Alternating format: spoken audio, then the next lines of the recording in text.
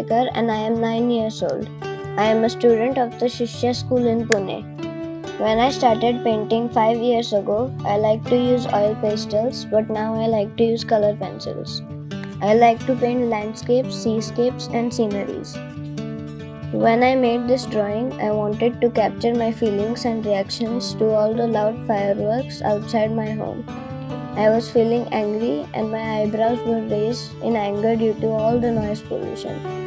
I used color pencils for this drawing. I want to ask all my fellow citizens to please be considerate of your neighbors and avoid not just noise pollution but also keep our environment clean. Thank you.